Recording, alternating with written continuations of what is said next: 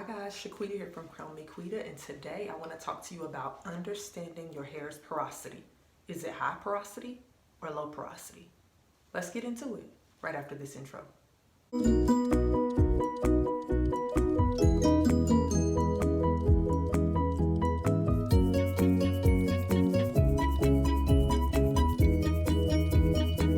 Porosity just means your hair's ability to absorb moisture, and whether your porosity is too high or too low, it can result in the same issues. So some of those issues include breakage and damage, the inability to retain your length, and limp, lifeless hair. When you have high porosity hair, your hair absorbs all of the product, but it quickly becomes dry again. And on the other hand, if you have low porosity hair, you tend to have product buildup because the products just sit on top of your hair, meaning the pores of your hair shaft do not open to absorb the products. Understand that in either case, your hair is going to be dry and damaged.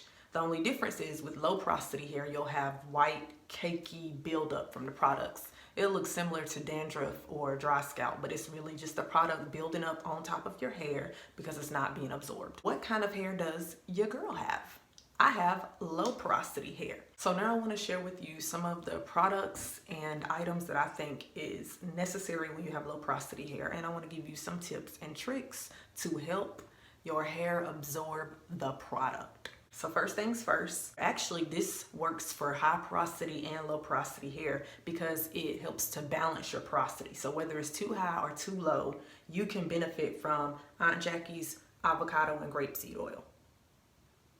Y'all, this right here is the truth. So I use it for my pre-poo process, which is what is happening right now because I'm about to wash my hair. So what I do for pre-poo is I make my hair damp with a spray bottle, and then I section it into 4 sections on each side. And I take each individual section and then I saturate it, and I add about a 1/4 size amount of avocado and grapeseed oil. You can also just use it as a therapy in your hair to keep your porosity balanced. So again, this is good for high or low porosity to balance your hair. When I'm not using this, my hair can tell the difference. The next item you will need to keep on deck is plastic processing caps. I usually buy these in bulk because I use about 2 every time I wash my hair. Again, as I said, when your hair is low porosity, it means that the pores of your hair shaft will not open to absorb the moisture.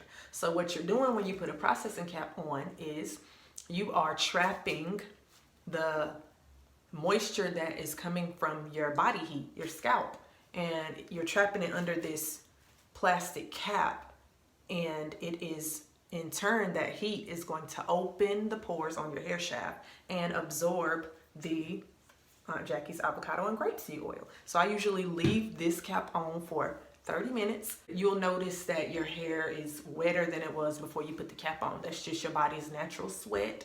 And then when you comb it out, honey, you're gonna know the difference. One of the other items that I feel is necessary for low porosity hair is a heating cap. I use my heating cap after I went through my wash day routine. After I've pre-pooed, shampooed, washed, then I put on a hair mask to strengthen my hair and replenish the moisture. Because when you wash your hair, you kind of like stripping all of that out, and so it's up to the process that you do after to replenish it.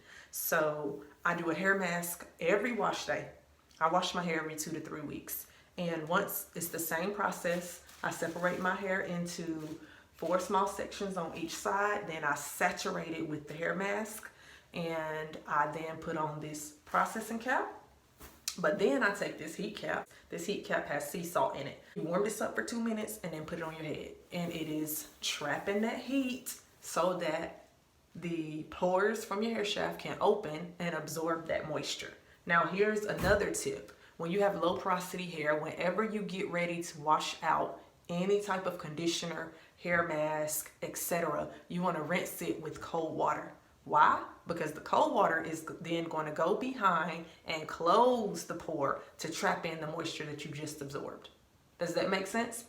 So you're applying heat via a processing cap and a heat cap in order to open the pores and absorb the moisture. And then you're rinsing with cold water in order to close the pores and trap the moisture inside of the hair shaft. I'm about to wash my hair. Again, see my wash day routine video to follow my wash day routine. And then I'm going to show you the LCO method, which is a very important step for replenishing the moisture in your hair after you've washed it. I'll see y'all in the next video. Remember, adjust your crowns because royalty looks good on you. Happy YouTubing. Bye now.